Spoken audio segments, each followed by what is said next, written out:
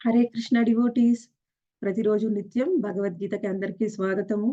ఇప్పుడు మనము 6వ అధ్యాయం ధ్యాన యోగాన్ని చర్చించుకుంటున్నాము. ముందుగా మనం ప్రార్థనలు చేసుకొని మన క్లాస్ స్టార్ట్ చేసుకుందాం. మన జగన్నాథ్ మందిరంలో అర్చా విగ్రహాలను ఒకసారి స్మరించుకుందాము. జై జగన్నాథ్, బల్దేవ్ సుభద్ర మాయి సుదర్శన్ కి జై. వామన్ దేవ్ కి, పరశురామ్ భగవాన్ కి, రాధా మాధవ్ కి జై. శ్రీల ప్రభుపాదుల వారికి జై.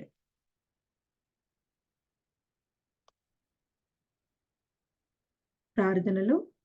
ఓం అజ్ఞానతిమిరాంధస్య జ్ఞానాంజనశలాకయా చక్షురున్మిలితం యేన తస్మై శ్రీగురవే నమః. నమో ఓం విష్ణుపాదాయ కృష్ణప్రేష్ఠాయ భూతలే శ్రీమతే భక్తివేదాంత స్వామిన్ ఇతి నామినే. నమస్తే సరస్వతే దేవే గౌరవాణి ప్రచారిణే నిర్విశేష శూన్యవాది పాశ్చాత్య దేశతారిణే. జయ శ్రీ కృష్ణ చైతన్య ప్రభో నిత్యానంద శ్రీ అద్వైత గదాధర శ్రీవాసాది గౌరభక్త వృంద. హరే కృష్ణ కృష్ణ కృష్ణ హరే హరే, హరే రామ రామ రామ రామ హరే హరే.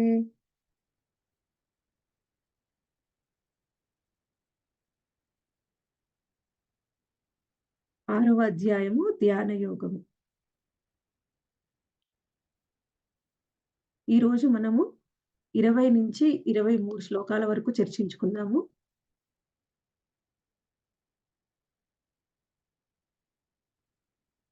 యత్రో పరమతే చిత్తం నిరుద్ధం యోగ సేవయా యత్ర చైవాత్మనాత్మానం పశ్యన్నాత్మని తుష్యతి.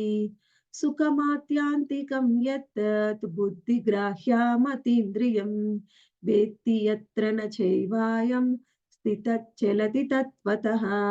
యం లబ్ధ్వా చాపరం లాభం మన్యతే నాధికం తతః.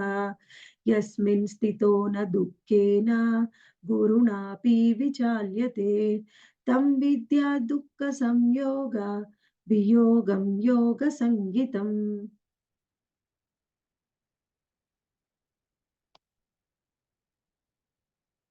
సమాధి అనబడు పూర్ణత్వ స్థితిలో మానవుని మనస్సు మానసిక కలాపముల నుండి యోగాభ్యాసము చేత నిరోధింపబడి ఉండును.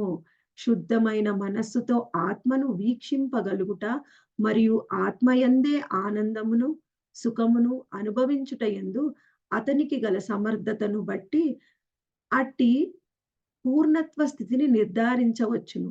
అట్టి ఆనందమయ స్థితిలో పవిత్రమైన ఇంద్రియముల ద్వారా అనుభవమునకు వచ్చు అపరిమిత దివ్యానందములో మానవుడు ప్రతిష్ఠితుడై అతడు సత్యము నుండి వైదొలగక దానికి మించిన వేరొక అధిక లాభము లేదని భావించును.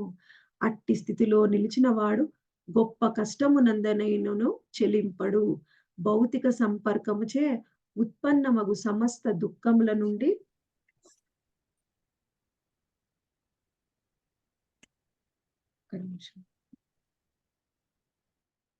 సమస్త భౌతిక సంపర్కముచే ఉత్పన్నమగు సమస్త దుఃఖముల నుండి వాస్తవమైన ముక్తి అదియే. మనకి 4 శ్లోకాలను కూడా ఒకటే శ్లోకంగా ఇచ్చారండి భగవద్గీతలో. శ్రీల ప్రభుపాదుల వారు దానికి ఎంతో అందమైన తాత్పర్యాన్ని, భాష్యాన్ని కూడా ఇచ్చారు మనకి. అయితే మనము నిన్నంటే భాగవతము మొన్న క్లాస్‌లో మనము 19వ శ్లోకంలో చర్చించుకున్నాం. ఆ 19వ శ్లోకంలో మనకేం వివరించారు అంటే, గాలిలో దీపం అయితే ఎలా ఉంటుందో, గాలిలో దీపం ఎలా ఉంటుందండి? ఎప్పుడైతే గాలి వస్తుందో ఆ దీపం చలిస్తుంది. ఎప్పుడైతే గాలి ఉండదో ఆ దీపము స్థిరంగా ఉంటుంది. దానికి ఉదాహరణ ఏమిటి? భౌతికమైన లోకంలో కూడా మనకి ఇప్పుడు మనం ఉన్న ఈ సమాజంలో ఎప్పుడైతే భౌతికమైన కోరికలతోని మనకి ఎన్నో కోరికలు ఉంటాయి. అటువంటి కోరికలతోని మనము ఎప్పుడైతే ఆహ్, ఇబ్బంది పడుతూ ఉంటామో, మన మనస్సు ఎప్పుడైతే చెలిస్తుందో, అప్పుడు ఆధ్యాత్మికంగా మనం చేసే సాధన పట్ల స్థిరమైన ఏకాగ్రత అనేది మనకు ఉండదు. ఎప్పుడైతే ఈ కోరికల నుంచి మనము బయటపడతామో, ఆధ్యాత్మికంగా మనం చేసే ఏ సాధనైనా, భగవంతుడికి చేసే ఏ సేవ పట్ల అయినా కానీ, మనం స్థిరంగా ఉంటాం. అది మనము నిన్న 19వ శ్లోకంలో తెలుసుకున్నాం. అయితే ఈరోజు 4 శ్లోకాల్లో ఏం వివరిస్తున్నారంటే, ఇప్పుడు ఆ విధంగా భౌతికమైన అన్ని కోరికల నుంచి బయటపడిన వారు, ఆధ్యాత్మికంగా తమ సాధనలో స్థిరంగా ఉన్నవారు ఏమి సాధించగలరు అనేది మనకి ఈ 4 శ్లోకాల్లో వివరిస్తున్నారనమాట. ముఖ్యంగా మనకి వీటిలో అంటే ఉన్నతంగా ఇప్పుడు మనం ఏం చర్చించుకుంటున్నామండి? ధ్యాన యోగం. ధ్యాన యోగంలో ఒక యోగి ఏ విధమైన భౌతిక విషయాల పట్ల చెలించకుండా స్థిరంగా తన ధ్యానాన్ని కొనసాగించినట్లయితే, ధ్యానంలో 2 రకాల స్థాయిలు ఉన్నాయని చెప్పుకున్నాం. మొదటి స్థాయి ఏమిటి? యోగారూఢ స్థాయి. రెండవ స్థాయి యోగారూఢ స్థాయి. యోగారూఢ స్థాయికి వెళ్లి ఉంటాడు ఆ యోగి. అసలు దేనికి చెలించకుండా ఏకాగ్రతతోని ధ్యానం చేసే ఆ యోగి యోగారూఢ స్టేజ్‌లో ఉంటారు. ఆ యోగారూఢ స్టేజ్‌లో ఉన్న ఆ యోగి చివరికి ఏం పొందగలడు? ఆయన పొందే అత్యున్నతమైన స్థితి ఏమిటి? అనేది ఇప్పుడు మనం తెలుసుకుంటాం. అయితే ఇందులో మొదటి శ్లోకం గురించి నేను చివరిలో వివరిస్తాను. ఇప్పుడు రెండవ శ్లోకాన్ని చూద్దాం. 21వ శ్లోకంలో. 21వ శ్లోకంలో మనకేం వివరించారండి? సుఖమాత్యాంతికం యత్తత్ బుద్ధిగ్రాహ్య మతీంద్రియం వేత్తి యత్రన చైవాయం స్థితచ్చలతి తత్వతః. సుఖమాత్యాంతికం అంటే యద్దత్ అంటే సుఖము అంటే ఏమిటి? ఇప్పుడు మనకి సుఖం అంటే ఏమిటండి? ఎప్పుడైతే నేను సుఖంగా ఉంటానో, అప్పుడు నేను ఆనందంగా ఉన్నాను అని భావిస్తాం. అసలు మరి ఈ సుఖం పొందాలి అంటే ముందు మనకు ఆనందం రావాలి. మరి అసలు ఆనందం అంటే ఏమిటి?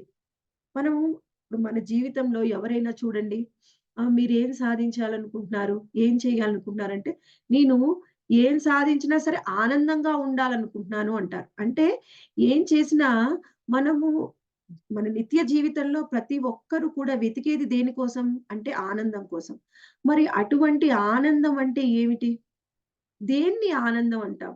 అసలు ఏది ఆనందం అనేది ఒకసారి అర్థం చేసుకోవడానికి ప్రయత్నిద్దాం. అసలు ఆనందం అంటే ఏమిటి అనేది శ్రీకృష్ణ భగవానుడు ఇప్పుడు మనకి ఈ శ్లోకంలో అర్జునుడికి తెలియజేయడానికి ప్రయత్నిస్తూ ఉన్నాడు. ఈ ఆనందం అనేది ఎలా ఉంటుంది? ఆనందం మనం దేని ద్వారా పొందుతామండి?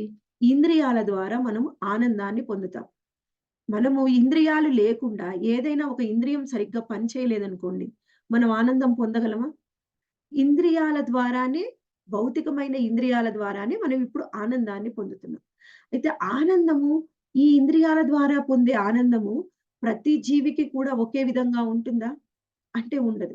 ఇప్పుడు చూడండి మనకి భగవంతుడు సృష్టించిన ఈ సృష్టిలో ప్రతి ఒక్కటి కూడా భగవంతుడి యొక్క సృష్టిలో ఉన్న ప్రతి ఒక్కది కూడా జీవియే. అయితే ఆ జీవి యొక్క చైతన్యం అనేది ఒక జీవి నుండి ఇంకొక జీవికి అది మారుతూ ఉంటుందన్నమాట. ఎలా అంటే ఇప్పుడు చూడండి, మనము ఒక బ ఒక కదలకుండా స్థాణువులాగా ఉన్న ఒక రాయిలో కూడా చైతన్యం ఉంటుంది. అది కూడా ఒక జీవియే. కానీ దాని చైతన్యం ఎలా ఉంటుందంటే పూర్తి నిద్రాణ స్థితిలో ఉంటుంది. చైతన్యం ఉందో లేదో కూడా మనకు అర్థం కాదు. అలా ఉంటుంది. ఇప్పుడు ఒక చెట్టును చూస్తే దానికి చైతన్యం ఉంది. అది పెరుగుతుంది. పూలని, పండ్లని, కాయల్ని మనకిస్తుంది. దాన్ని బట్టి మనం అర్థం చేసుకోవచ్చు. దానిలో చైతన్యం ఉంది అని. కానీ ఒక చెట్టు ఎలా ఉంటుందండి? మనం ఏమన్నా అంటే ప్రతిస్పందిస్తుందా? మనం కొట్టినా, తిట్టినా దాని చెట్టుని ఒక కొమ్మ నరికినా అది ప్రతిస్పందించదు. అలానే ఒక చెట్టునే మనం అడిగామనుకోండి ఆనందం అంటే ఏమిటి అని? అది నేను ఆనందంగా ఉన్నాను అనే చెప్తుంది. ఇప్పుడు జీవి మనం ఇంతకుముందు అనేక సార్లు చర్చించుకున్నాం. ఇంద్రుడు కొన్ని పరిస్థితుల ద్వారా ఇంద్ర పదవిలో ఉండాల్సిన వాడు పంది జన్మ తీసుకున్నాడు. ఆ ఆ ఇంద్రుడు పంది రూపంలో ఉన్నప్పుడు ఆ పందిని అడిగితే నేను ఆనందంగానే ఉన్నాను అంటుంది. అలానే ఒక చెట్టు కూడా నేను ఆనందంగా ఉన్నాను అంటుంది. కానీ ఆ చెట్టు అసలు ఎటువంటి స్థితిలో ఉంటుంది? అది వర్షం వస్తే తడుస్తుంది. ఎండకు ఎండుతుంది. గాలికి తట్టుకోలేక ఊగుతుంది. అన్ని పరిస్థితుల్ని అది తట్టుకుంటుంది. మరి నేను ఆనందంగా ఉన్నాను అంటుంది. ఇప్పుడు మనం చెట్టులాగా ఎన్నో రోజులు కాదండి. ఒక గంట అలా ఎండలో నిలబడగలమా? కదలకుండా అసలు? ఒక గంట గూడా మనకు కష్టమే.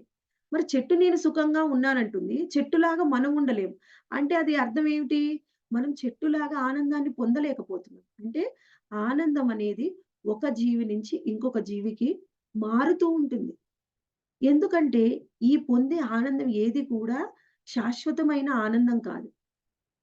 ఆ జీవి యొక్క చైతన్యాన్ని బట్టి ఆ జీవి యొక్క ఆనందం అనేది ఆధారపడి ఉంటుంది. ఆ చేతన అనేది కదలే స్థితిలో ఉంటే వాటి ఆనందం చాలా తక్కువ స్థాయిలో ఉంటుంది. మనము ఆ చెట్టు సుఖం కానీ, దుఃఖాన్ని కానీ అనుభవించలేదు. మానవులుగా మనము సుఖాన్ని, దుఃఖాన్ని అనుభవిస్తాము, దాన్ని పొందుతాము. దానివల్ల ప్రతిస్పందిస్తాము కూడా. దాన్ని బట్టి మన చేతన అనేది ఉన్నత స్థాయిలో ఉంటుంది. దాన్ని బట్టే మనకు ఆనందం అనేది దొరుకుతుంది.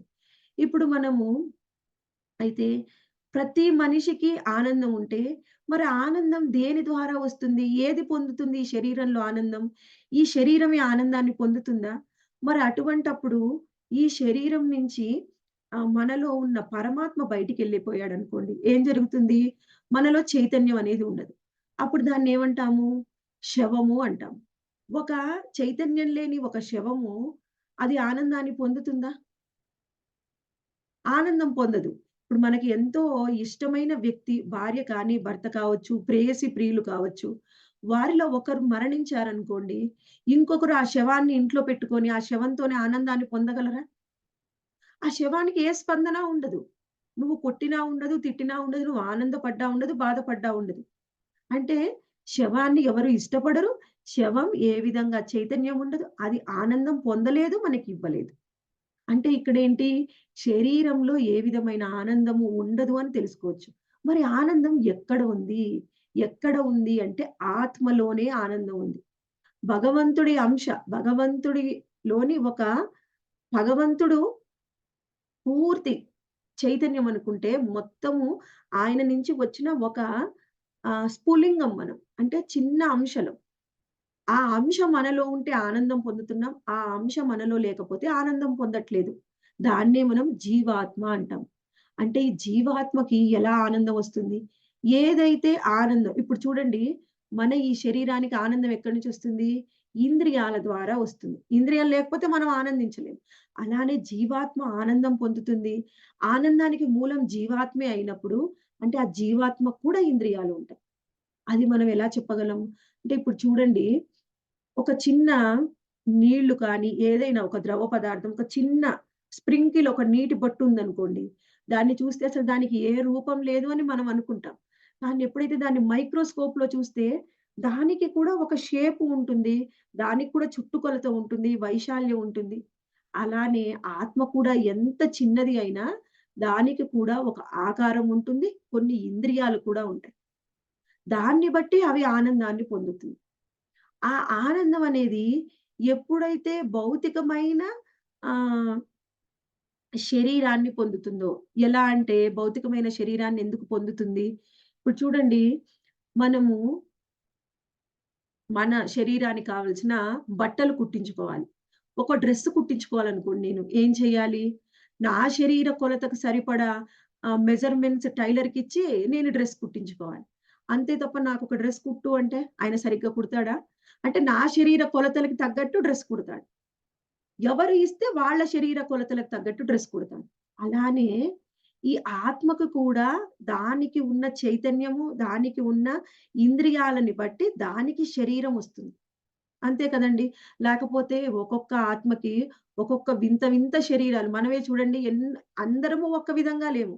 అందరికీ ఆహ్, శరీరము కానీ, రంగు కానీ, రూపురేఖలు కానీ, కొలతలు కానీ అన్నీ భిన్నంగా ఉన్నాయి. దాన్ని బట్టి జీవాత్మకి ఉన్న ఇంద్రియాలు, జీవాత్మకి ఉన్న జీవాత్మ చుట్టూ ఉన్న సూక్ష్మ శరీరాన్ని పట్టి ఆ జీవాత్మకి శరీరం అనేది లభిస్తుందనమాట. దాన్ని బట్టే అది ఆనందాన్ని పొందుతుంది. అయితే ఇప్పుడు ఆనందం అనేది ఏ స్థాయిలో ఉంటుంది? మనము భౌతికమైన స్థాయిలో ఆనందం చూసామనుకోండి ఏదైనా, అది తాత్కాలికమైంది. అది ఇప్పుడు ఆనందం పొందుతాం. తరువాత కాసేపటికి ఆనందం అనేది మిగిలి ఉండదు. నువ్వు ఎంత గొప్ప ఆనందమో ఈ లోకంలో ఎంత గొప్ప ఆనందం చూసుకున్నా, నీకు కాసేపే ఆనందాన్నిస్తుంది. తరువాత ఇప్పుడు మనకు ఆనందాన్నిచ్చేది తర్వాత ఇవ్వదు. ఇప్పుడు మనకి ఎంతో ఇష్టమైన మూవీ రిలీజ్ అయిందనుకోండి, కాసేపు ఆనందిస్తాం. అదే మూవీని మళ్ళీ మొదటి రోజు, రెండో రోజు, మూడో రోజు చూసామనుకోండి, ఫస్ట్‌లో ఉన్న ఆనందం అనేది తగ్గిపోతుంది. చివరికి జీరో అయితుంది. ఆ మూవీ చూస్తేనే మనకి విరక్తి అనేదొస్తుంది. కానీ ఆధ్యాత్మికమైన ఆనందం అనేది అలా ఉండదనమాట. ఎప్పుడు కూడా మొదటి రోజు ఎంత ఆనందం ఇస్తుందో, చివరి రోజు కూడా అంతే ఆనందాన్నిస్తుంది. అది ఆధ్యాత్మికమైన ఆనందం. అయితే అటువంటి ఆధ్యాత్మికమైన ఆనందాన్ని పొందాలి అంటే, ముందు మనకిక్కడ ఏం చెప్పారండి? బుద్ధి గ్రాహ్యం అతీంద్రియం అన్నారు. అంటే బుద్ధి అనేది ఉండాలి. మనము కొంత జ్ఞానము బుద్ధితోని ఆలోచించాలి. మనము జీవాత్మ అనేది ఖచ్చితంగా ఒక వ్యక్తి రూపం అయినప్పుడు, మరి పరమాత్మ ఎందుకు వ్యక్తి రూపం కాడు? పరమాత్మకు వ్యక్తిత్వం లేదు, రూపం లేదు. అలా మనం ఆలోచించినంత కాలం మనకసలు ఆనందం అంటే ఏమిటో తెలీదు. ఇప్పుడు చూడండి, ఎవరైనా కళ్ళు మూసుకొని ధ్యానం చేస్తూ ఉన్నారు. ఆ ధ్యానంలో మనం ఎంతసేపు ధ్యానం చేసినా గాని, నిరాకారం మీద ధ్యానం చేస్తూ ఉంటే, అసలు మనకు ఆనందం అనేది దొరకలేదనుకోండి, ఎవరైనా ధ్యానం చెయ్యగలరా? వాళ్ళు ఎంత కష్టపడి ధ్యానం చేసి ఆధ్యాత్మిక లోకంలో వాళ్ళు కలిసిపోయినా సరే నిరాకార బ్రహ్మంలో వాళ్ళకి ఆనందం అనేది ఉండదు. ఆ ఆనందం ఎలా ఉంటుందంటే లైఫ్‌లెస్‌గా ఉంటుందన్నమాట. ఇప్పుడు మనము ఆనందం పొందాలి అంటే ఏం చేస్తున్నాము? మనము ఇంద్రియాల మీద ఆధారపడి ఉంటున్నాం. జీవాత్మ కూడా అలాగే ఉంటుంది. అంటే భగవంతుడి మీద ఆధారపడి ఉంటుంది మన ఆనందం. ఎప్పుడైతే ఒక జీవి ఒంటరిగా ఆనందాన్ని పొందలేడు. భగవంతుడు ఉంటేనే, మనతో పాటు ఎవరైనా ఉంటేనే ఆనందాన్ని పొందగలడు. ఇప్పుడు శ్రీకృష్ణ భగవానుడు కూడా ఏం చేశాడండి? తన నుంచి తన ఆధ్యాత్మిక శక్తి అయిన ఆహ్లాదిని శక్తి రాధారాణి అనేది భగవంతుడు ఎప్పుడైతే ఒకసారి ఆలోచించాడో, హ్లాదిని శక్తి రాధారాణి రూపంలో బయటికి వచ్చింది. ఆమె యొక్క విస్తారాలు గోపికలు. అంతే తప్ప భగవంతుడు కూడా ఒంటరిగా ఆనందాన్ని పొందలేడు. మనం ఎలా మరి ఒంటరిగా ఏమీ లేదు నిరాకారం అనుకోని ఆనందాన్ని పొందగలం? నువ్వు ఎంత గొప్ప ధ్యానం చేసినా ఆనందం పొందాలి అంటే మనతో పాటు ఇంకొక వ్యక్తి ఉండాలి. ఆ వ్యక్తే శ్రీకృష్ణ భగవానుడు. అంటే భగవంతుడికి వ్యక్తి రూపం ఉంది. అలానే ఆయన మనని కూడా అలానే సృష్టించాడు. ఇప్పుడు మనము ఈ భౌతికమైన ఇంద్రియాల ద్వారా పొందే ఆనందము అత్యంత స్వల్పమైనది. భగవంతుడి ద్వారా పొందే ఆనందము, అది ఆధ్యాత్మికమైన ఆనందము, అది ఎంతో ఉన్నతమైంది అనే విషయాన్ని మనం తెలుసుకోవాలి. ఇక్కడ మనం ఒకటి తెలుసుకోవాలి. ఇప్పుడు ఈ ఆనందం అనేది ఎలా దొరుకుతుంది? ఇప్పుడు భగవంతుడిని మనం పూజిస్తూ ఉన్నాం.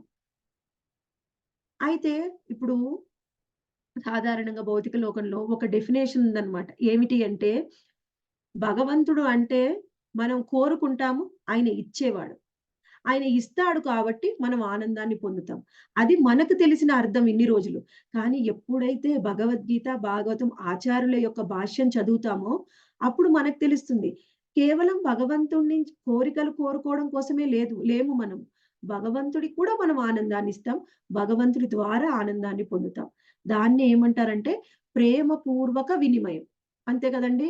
ఒంటరిగా ఆనందం పొందలేం. ఎప్పుడు భగవంతుడు మనకిస్తూనే ఉంటే, మనం పొందుతూనే ఉంటే, అంటే తీసుకునే వాళ్ళమవుతాం. ఆనందం పొందేది ఇద్దరు వ్యక్తుల మధ్య అయితే, ఒకరే ఆనందాన్ని ఇస్తారు, ఇంకొకళ్ళు తీసుకుంటూ ఉంటే, అది సరి అయిన పూర్తి స్థాయిలో పొందే ఆనందం అనిపించుకోదు. ఇద్దరు కూడా ఇచ్చి పుచ్చుకోవాలి. అదే ప్రేమపూర్వక వినిమయం. మనము అది వ్రజధామంలో ఉండే గోపికల్ని చూడవచ్చు. వాళ్ళు ఎప్పుడు కూడా కృష్ణుడికి నుంచి తీసుకోవడానికి ప్రయత్నించేవారు కాదు. ఎప్పుడు కూడా కృష్ణుడికి ఇవ్వడానికి ప్రయత్నించేవారు. ఏదైనా నేనెలా కృష్ణుడికి ఇవ్వగలను? ఈ వ్రజవాసులందరూ కూడా అంతే. ఏదైనా కృష్ణుడికి నేనెలా సేవ చేయగలను? ఎలా ఇవ్వగలను? ఎలా ఆడుకోగలను? ఎలా ఏడిపించగలను కృష్ణుడిని? అంటే కృష్ణుడికి ఆనందం ఇవ్వడం కోసమే ప్రయత్నం చేసేవారు. ఆనందం అనేది వినిమయం. ఒక్కరు ఇచ్చేది, ఒకరు తీసుకునేది కాదు. ఇద్దరు ఇస్తారు, ఇద్దరు తీసుకుంటారు. అనేది మనకి ఈ గోపికల యొక్క రాసలీల, మరి వ్రజధామంలో జరిగే ప్రతి లీల ద్వారా మనం అర్థం చేసుకోవచ్చు. అటువంటి ఆనందం అనేది మనకి ఎలా పొందుతాము? ఆ ఆనందం వలన ఈ పొందే లాభం ఎలా ఉంటుందంటే ఇక్కడ తర్వాత వివరిస్తూ ఉన్నారు.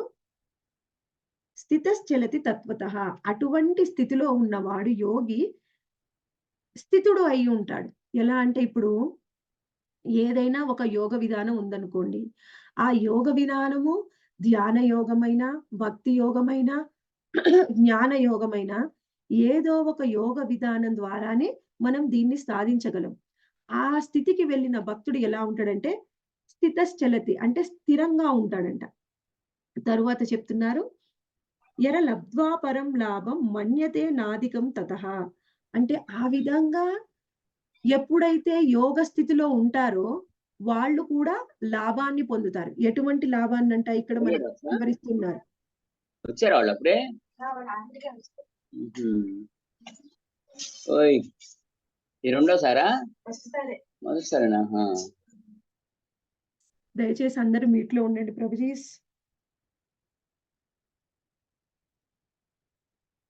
అప్పుడు మాత్రమే తెలుస్తుందనమాట. ఆ స్థితిలో ఉన్న యోగికి అసలైన లాభము అంటే ఈ భౌతికమైన ఆనందం అనేది లాభం కాదు. ఈ భౌతికమైన లాభానికి పరంగా ఉండేది లబ్ధ్వా పరం అంటే పరంగా ఉండేదే ఆధ్యాత్మిక లాభము అనేది తెలుసుకునే స్థితిలోకి ఒక యోగి అనేది ప్రవేశిస్తాడు. అది ఎలా చెప్పొచ్చు అంటే ఇప్పుడు మనము ఒక ఇద్దరు స్నేహితులున్నారండి. ఆ ఇద్దరు స్నేహితుల్లో ఒక స్నేహితుడు చెప్పాడన్నమాట. "నువ్వు చెరుకు గడ తిను. అందులో ఎంతో తియ్యదనం ఉంటుంది. ఆ తియ్యదనం ఆస్వాదించగలవు." చెరుకు గడ ఎలా ఉంటుంది అంటే ఒక కర్రలాగా ఉంటుంది, పొడవుగా ఉంటుంది అని చెప్పాడనుకోండి.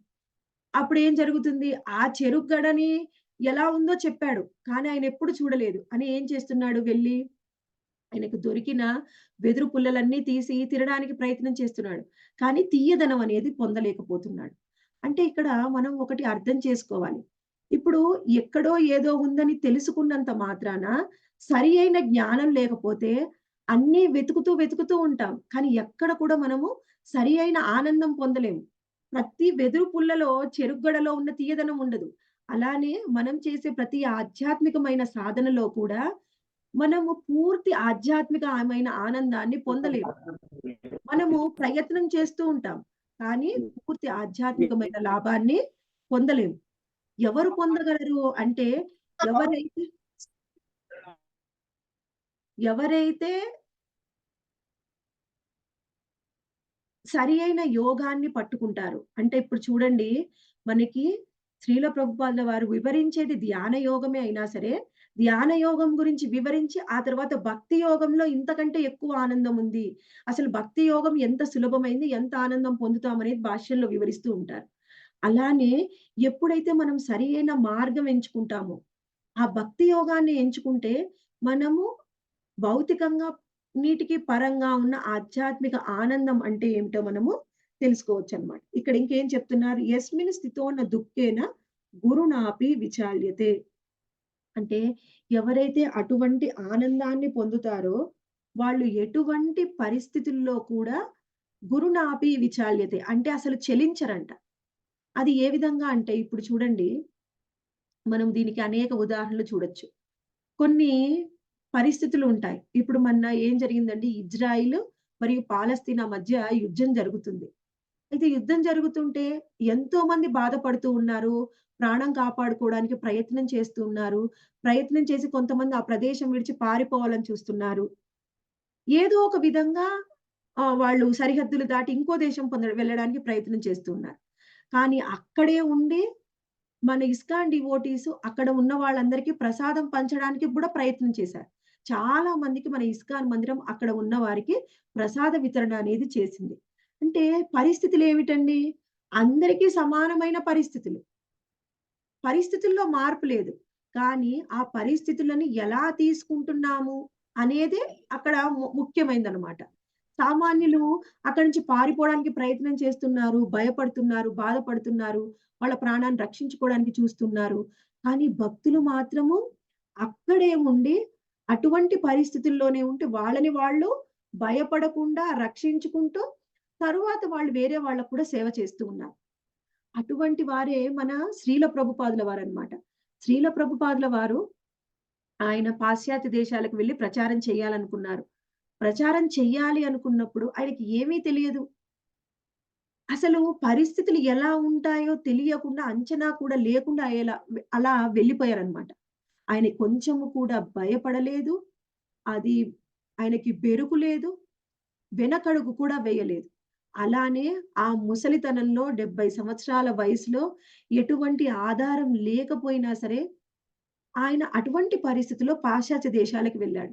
మనము ఇప్పుడు కొంచెం ఆరోగ్యం బాలేకపోతే దగ్గరలో ఉన్న టెంపుల్‌కెళ్ళమంటే కూడా, "ఈరోజు నాకు ఆరోగ్యం బాలేదండి. నాకు కొంచెము పరిస్థితులు బాలేవు. నేను అన్నీ బావున్నప్పుడు ఇంకొక రోజు వెళ్తానంటాం." ఎందుకంటే మన చైతన్యం కానీ, మన కమిట్మెంట్ కానీ, ఆధ్యాత్మికంగా మన స్థాయి కానీ అదే లెవెల్‌లో ఉంది.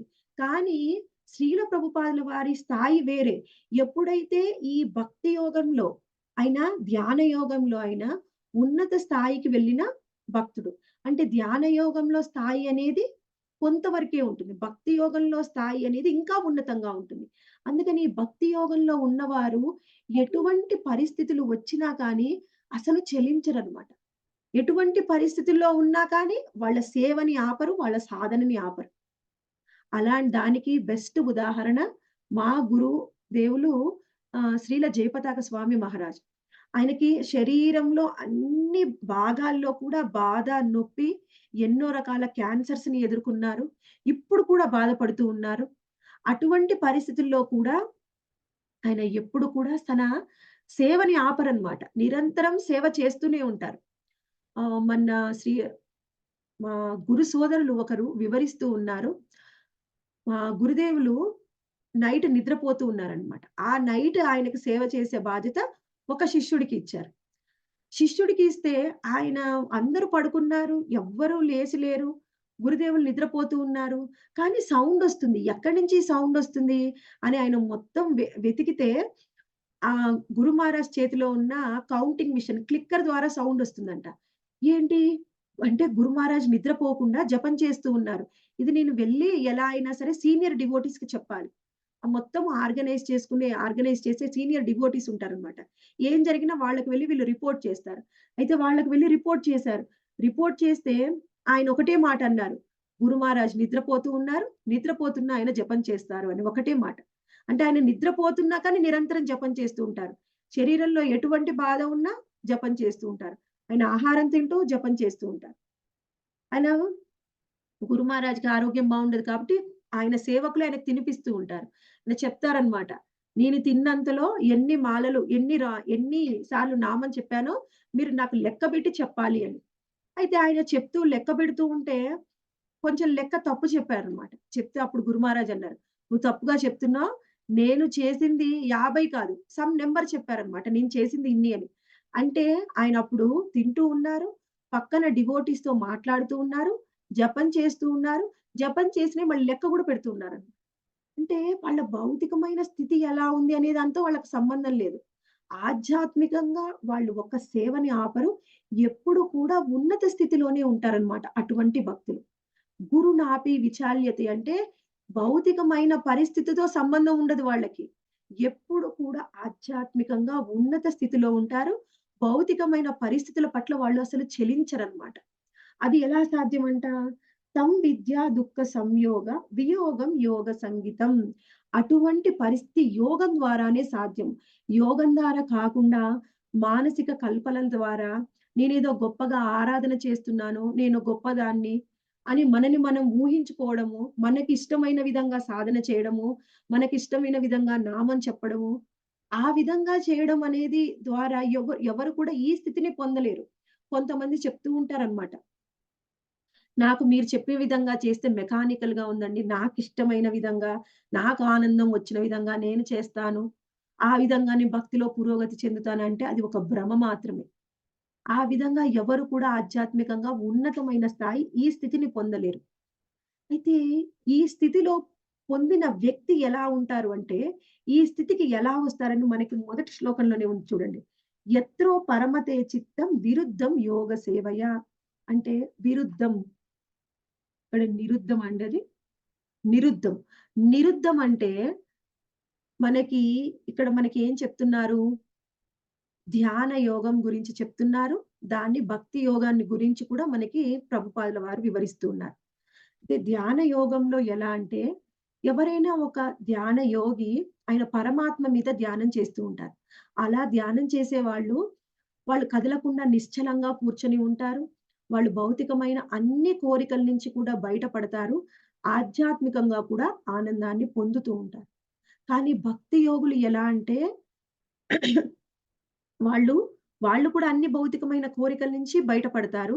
ఆధ్యాత్మికమైన ఆనందము అనేది ఎంతో ఉన్నతంగా ఉంటుందన్నమాట. అది ఎలా చెప్పొచ్చంటే, ఇప్పుడు ధ్యాన యోగి కేవలము కదలకుండా నిశ్చల స్థితిలో ఉంటాడన్నమాట. ఇక్కడ వాళ్ళు ధ్యాన యోగులు ఏ విధంగా ఉంటారంటే, వాళ్ళు మనము ఒకటి అర్థం చేసుకోవాలి. ధ్యాన యోగులు స్పందన లేని ధ్యానం చేస్తారు. అంటే ఆత్మపరంగా ఆనందం పొందుతుంటారు. కానీ ఎక్కువగా స్పందన అనేది ఉండదనమాట. కానీ ఈ భక్తి యోగంలో ఉన్న వాళ్ళు ఎవరైనా ఎలా ఉంటారంటే స్వయంగా ఆ ఆనందాన్ని అనుభవిస్తూ ఉంటారు. అది ఎలా చెప్పొచ్చు అంటే మనము ధ్యాన యోగులు కూడా భగవంతుడి రూపం మీద ధ్యానం చేస్తే వాళ్ళు కూడా ఉన్నత స్థితికి చేరుకుంటారు. కానీ భక్తి యోగులు సాధించినంత ఉన్నత స్థితి కాదు. అది ఎలా చెప్పొచ్చంటే, మన శ్రీల రూప గోస్వామి అలానే ఒకసారి శ్రీకృష్ణ భగవానుడి మీద కళ్ళు మూసుకొని ఆయన జపం చేస్తూ, ధ్యానం చేస్తూ ఉన్నారు. ఆ ధ్యానంలో ఆయన ఏం చూసారు అంటే, శ్రీకృష్ణ భగవానుడు, రాధారాణి మరియు ఉదయము వాళ్ళిద్దరు కూడా ఆయన తోటలోకి వెళ్లారన్నమాట అక్కడ. వెళ్ళినప్పుడు ఎంతో అందమైన పూలు ఉన్నాయి. అయితే రాధారాణి పూల కోసమే అక్కడికి వచ్చారు. అయితే పూల కోసము అక్కడికి వచ్చినప్పుడు సఖీలతోనే వచ్చారు. అయితే పూలన్నీ కోసుకోవడానికి ప్రయత్నం చేస్తూ ఉంటే, ఆ పువ్వులు చాలా హైట్‌లో ఉన్నాయన్నమాట. వాళ్ళు అందుకోవడానికి ప్రయత్నం చేస్తుంటే, కృష్ణుడు వచ్చి రాధారాణిని ఎత్తారన్నమాట. ఎత్తితే ఏం జరిగింది? ఆ కొమ్మ పట్టుకొని పూలు కోస్తూ ఉంటే, కృష్ణుడు ఆమెను వదిలేసాడు. అంటే రాధారాణి ఆ కొమ్మకు వేలాడుతుందన్నమాట.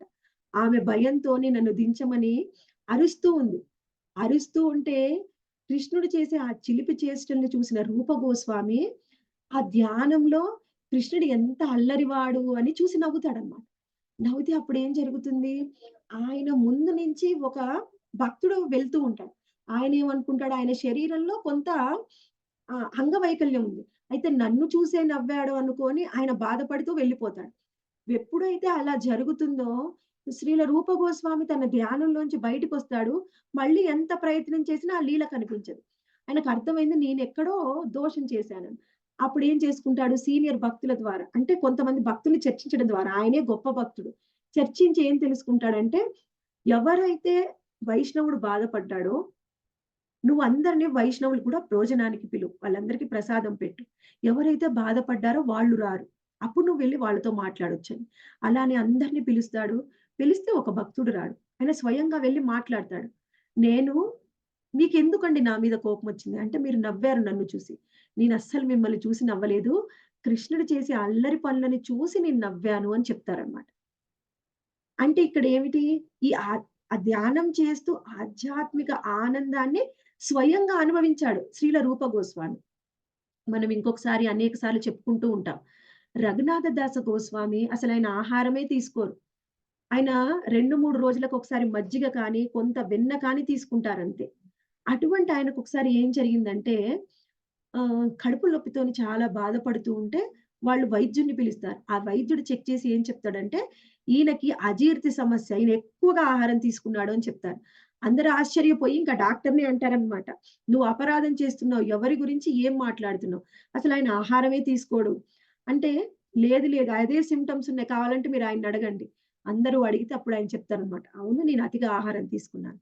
ఏం జరిగిందంటే, ఆధ్యాత్మిక లోకంలో ఒక సెలబ్రేషన్ జరిగింది. అక్కడ మంచిగా పాయసాన్ని వండారు. అందరూ సఖీలు, మంజరీలు అందరూ కూడా పాయసాన్ని ఆస్వాదిస్తూ ఉన్నారు. అందుకని నేను కూడా ఎక్కువ పాయసం తీసుకున్నాను. అందుకే నాకు అజీర్తి వచ్చింది అని. అంటే ఏం అర్థం చేసుకోవాలి? ఈ ధ్యాన యోగంలో కేవలం చలనం లేని ధ్యానం భగవంతుడి మీద, రూపం మీద ధ్యానం చేస్తూ ఉంటే కొంత ఆనందం కలగొచ్చు. కానీ భక్తి యోగంలో నువ్వు పొందే ఆనందం అనేది అది ఉన్నత స్థాయి ఆనందం. ఆ ఉన్నత స్థాయి ఎలా ఉంటుంది అంటే డైరెక్ట్‌గా మనమే ఆహ్, ఆ లీలలో లేకపోతే ఆనందంలో పాల్గొంటామనమాట. మనము ఆయన ఒక యోగి ఉన్నాడు చూడండి. ఆయన భగవంతుడికి సేవ చేయాలి అంటే ఆయన బీద స్థితిలో ఉన్నాడు కాబట్టి కళ్ళు మూసుకొని ఆయన భగవంతుడి కోసం పాయసం చేస్తూ ఉంటాడు.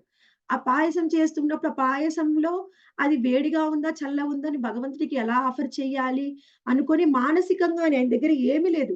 మానసికంగానే భగవంతుడి కోసం పాయసం వండుతాడు. ఆయనకు ఆఫర్ చేయాలి అంటే మరి ఇది కాలుతుందా? ఎలా ఉంది చూద్దామని వేలు పెట్టి చూడగానే ఆయన చెయ్యి కాలిపోతుంది.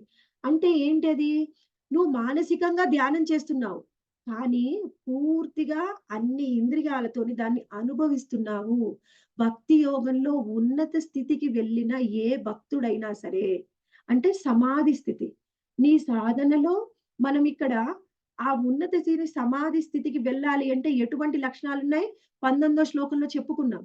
ఎవరైతే ఉన్నతంగా సాధన చేస్తూ భౌతికమైన అన్ని పరిస్థితులకి దూరంగా ఉంటారో వాళ్ళ మనసు సాధనలో స్థిరంగా నిలుస్తుంది. ఆ స్థిరంగా నిలిచిన వాళ్ళు వాళ్ళ యోగంలో ఏకాగ్రతలో ఉన్నత స్థాయి నిరుద్ధ. అటువంటి నిరుద్ధ స్థాయికి చేరుకున్నప్పుడు వాళ్ళు ఇటువంటి ఆనందాన్ని పొందుతారు.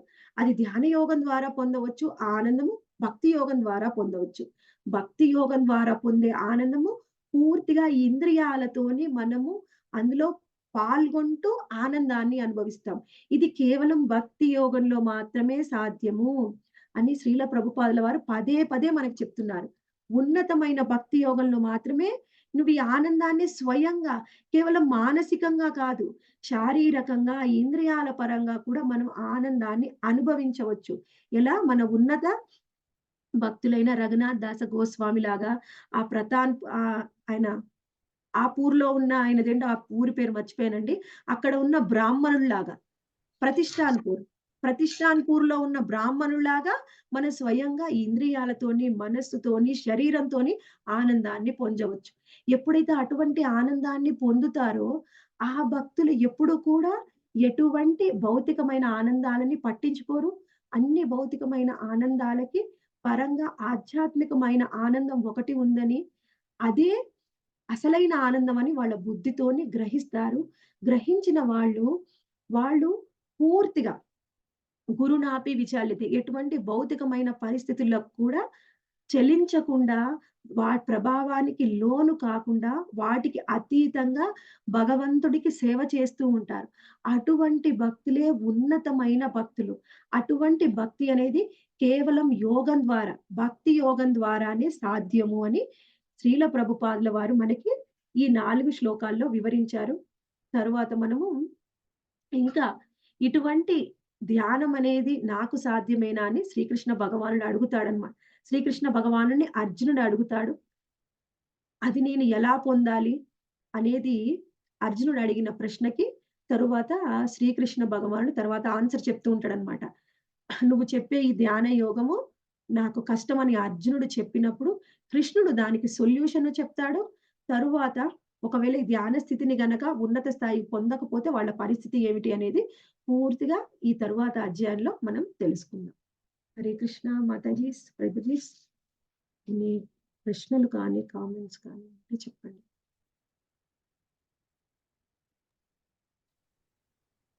हरे कृष्ण माता जी, दंडवत प्रणाम।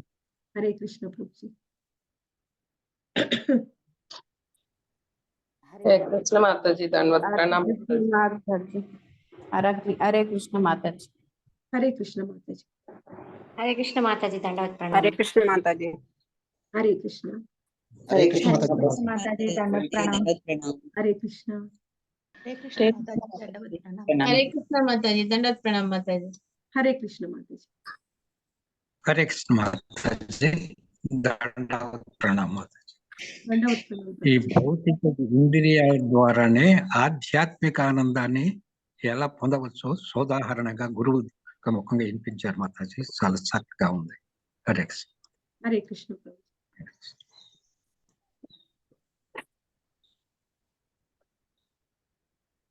ओके माता जी। हरे कृष्ण माता जी।